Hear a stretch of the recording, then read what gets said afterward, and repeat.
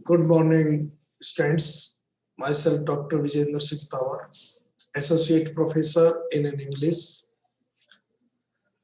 The video series of lectures which are being prepared by me for the students of English literature.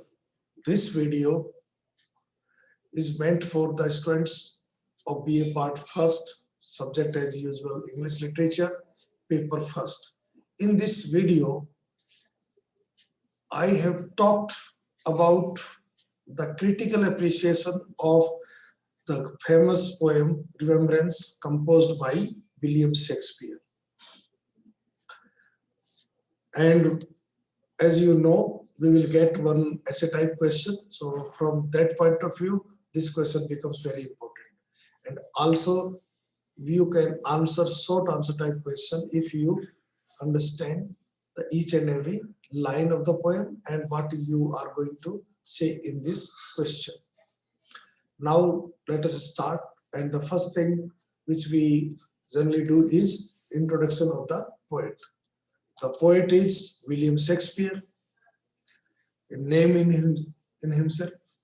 William Shakespeare was born in 1564 and died in 1660.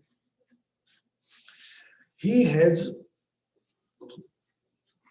carved out a niche for himself in English literature. That is, he has made a permanent place for himself in English literature. He is the greatest poet and dramatist of English literature. And I would like to say that he's the greatest poet of literature, as his works have been translated into all the languages of the world, and he is taught in all the countries of the world. He has written 37 plays, and his plays are on all types of themes, such as historical themes, tragedies, comedies, romances, tragicomedies. So he has written, means he was a versatile genius, you can say. At the same time, he has written a series or a sequence of sonnets, and that sequence consists of 154 sonnets, and the present poem which we are going to discuss is one of them. These sonnets express the intensity of his feelings. Some of his plays are contained poems which will continue to give pleasure to the readers through all ages. That is, as basically William Shakespeare was a playwright, so he has written plays, and in his plays his characters speak certain poems which are very famous. They have become independent poems themselves.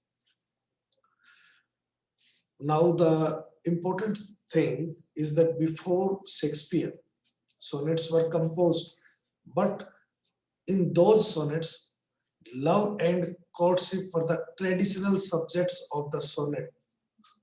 Means sonnets were composed on the issue of affair between boy and girl, how boy tries to win the heart of his beloved, etc., etc. But Shakespeare added the theme of friendship. That is, he started writing sonnets having the theme of friendship. He examined minutely this relationship, that is friendship, in his sonnets. While 126 of Shakespeare's 154 sonnets are addressed to his friend and patron, the Earl of Southampton, and 28 of them are addressed to a dark lady. Dark lady was, it is said that there was a triangle love affair between poet, dark lady, and his friend. In all his works, Shakespeare exhibits an unequaled power of expression and profound insight into human nature. That is, he was a great psychologist. He knew the human psychology. That is why he has created all types of characters in his plays. Now let us come to or talk about the introduction of the poem. The poem entitled Remembrance, though this title has been given by us, not by the poet, we should keep in mind, is one of the most famous sonnets composed by William Shakespeare. It is number 30 of 154 sonnets that Shakespeare wrote over his lifetime. As I told you, Shakespeare wrote a sonnet sequence from 1 to 154 sonnets, and this is 30 number sonnets, which is entitled Remembrance. This is one of the most pensive and gentle of the sonnets composed by Shakespeare. The discontent or unsatisfaction with life, which was expressed in previous sonnet, that 29 sonnets by Shakespeare, still remains in this one also. As the poet surveys his past life, that is, he remembers his past, all the sorrows it has brought him.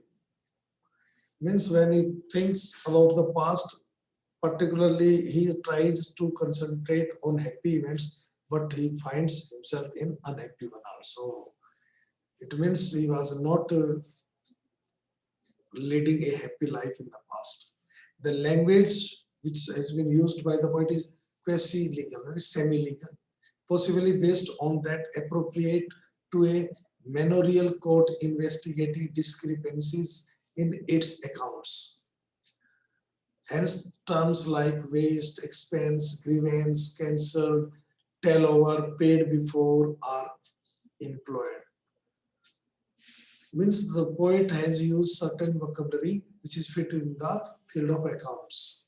When the account is finally reckoned up with his dear friend added to the balance sheet, that is towards his side, the discrepancies and the losses disappear and all sorrow is outweighed by the joy of remembering him, that is his friend. In a word, the speaker discusses the fair youth's ability, that is his friend, to raise his spirits even when he is at his most downtrodden. If he is surrounded by the extreme sorrowful situation, even then he can come out of that sorrowful situation. This was the magic of his friend. Now let us come to the development of the idea or the content of the poem. The opening lines of the poem presents the picture of a man sweetly and silently reminiscing, living once again the pleasant, that is or sweet, you can say, experiences of his past. That is, he tries to remember of the past. He is alone and he is trying to concentrate on happy events of the past. The situation, however, soon shifts from silence to a sigh, and from pleasantries to a lament that for projects never completed, desires never fulfilled. The idea is, though he was trying to concentrate on the happy events of the past, but when he was remembering, he's reminded of the unhappy events.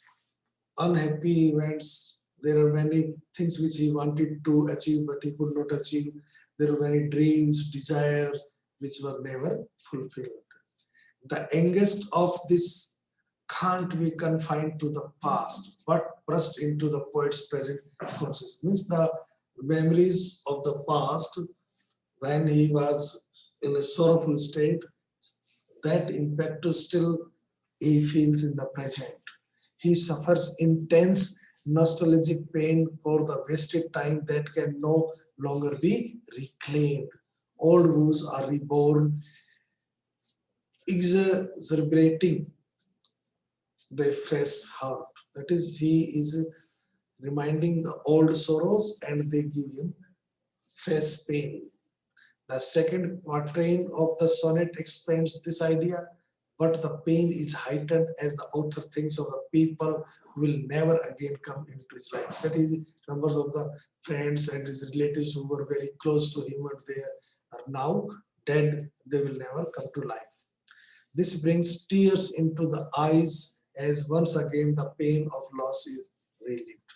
He feels very sorrow-stricken or extremely sorrowful for the remembering of his friend's death.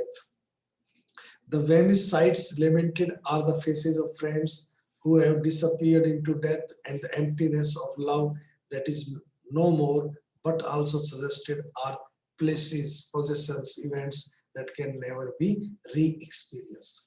That is, when he cites the phrase which has been used by the poet, may refer to the faces of the friends who are now dead, or this phrase may refer to the possessions, places, or events which are now no longer available, or they will now no longer be re-experienced. The third quatrain adds little new content, but increases the weight and significance of the poem's central idea.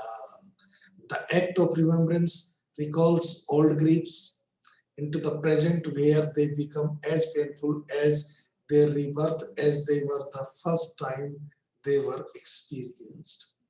Means, though he had suffered in the past for the sorrows of the past, unhappy events of the past, but now, as he is reminded of those sorrows, they are as painful as they were at the first time in the past.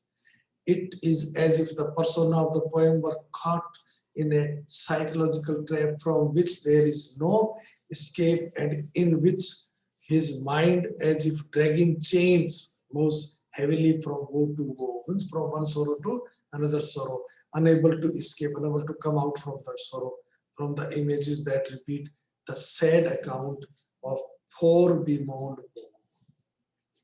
Means he had earlier expressed sorrow over those unhappy events. Now he is again expressing the sorrows. Though the account has been paid up in the past, the debt of pain is reopened and he must pay the entire amount again. Same thing, that is, now he is not in a position to say that he had expressed sorrow or felt so sad at that unhappy incident. Now he will not feel, he is again feeling the same kind of sorrow. The cure, after 12 lines, that is the couplet, of bewailing the symptoms of the persona's condition, the final couplet of the sonnet goes abruptly to the solution. It gives solution, that is in the couplet.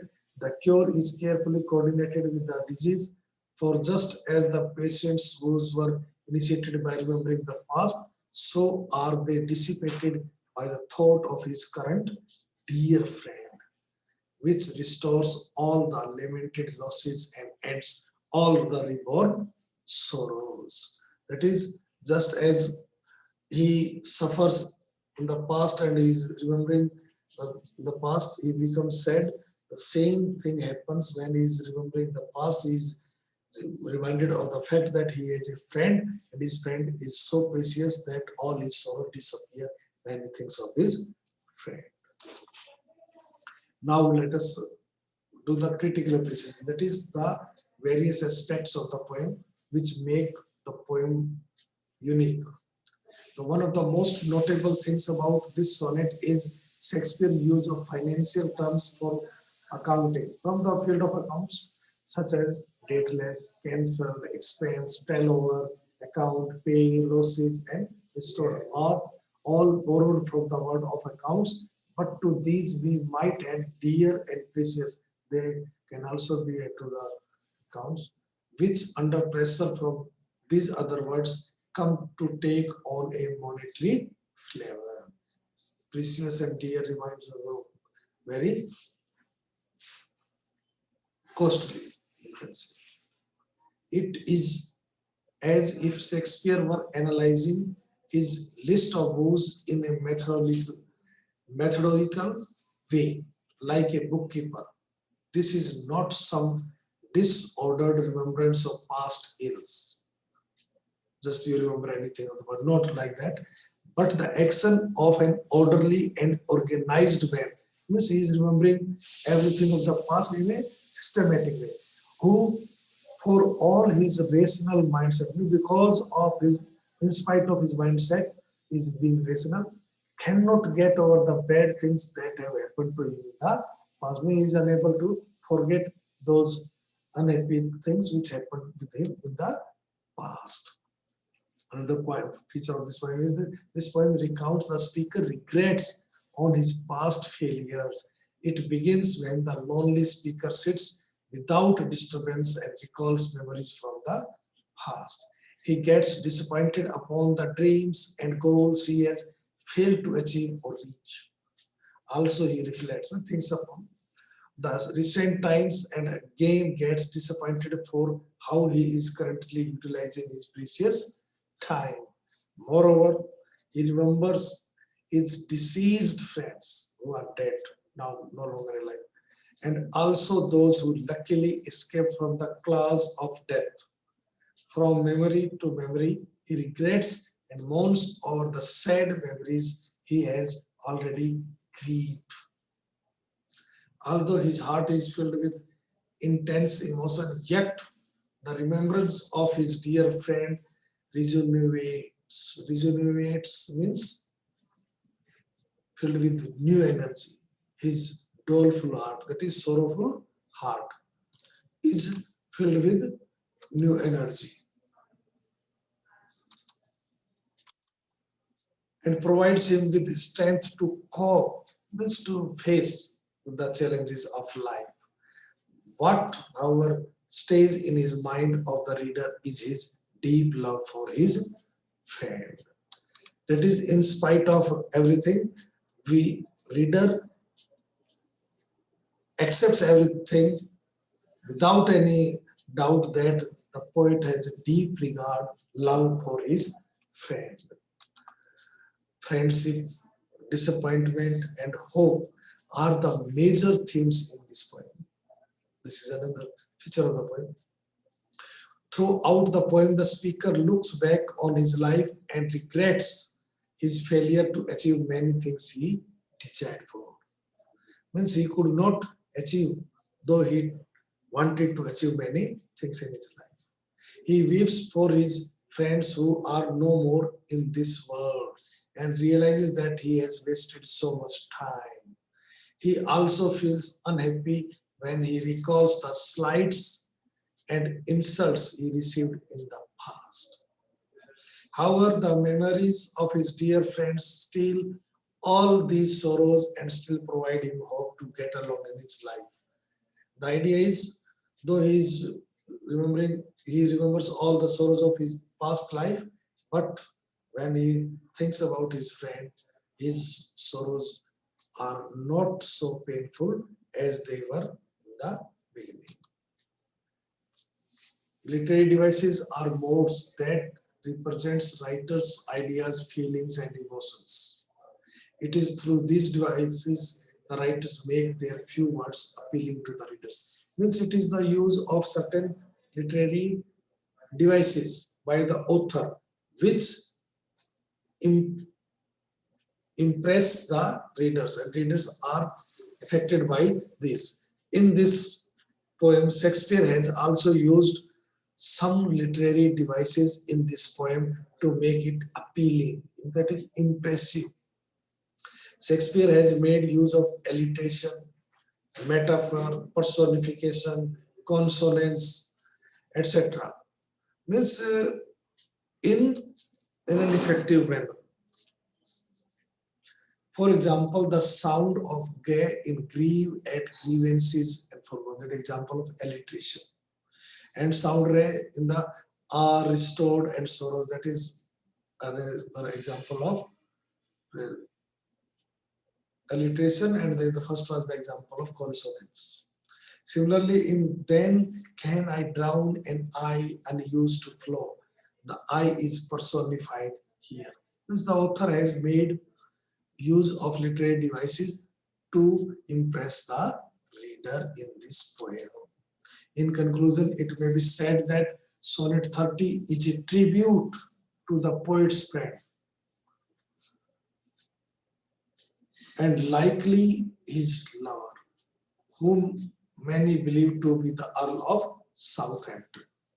So, means almost all the people believe that he was Earl of Southampton, though there is some kind of confusion as far as his friend is concerned. The previous sonnet 29 proclaims that the young man is the poet's redeemer. He can bring him out from anything, any sorrowful situation. And this theme continues in the present sonnet. The poet's sorrowful recollection of the dead friends are sparked by the lover's absence. Means he is sorrowful because his friend is not with him and can be quelled only by the thoughts of his lover, that is friend, illustrating the poet's dependence on his dear friend for spiritual and emotional support. This shows that poet is dependent on his friend. If his friend is with him, he can face any kind of difficulty, problem, difficult situation, critical situation. He gets emotional support from his friend. And the poet has achieved, that is, he has achieved his purpose in a masterly manner. Thank you very much.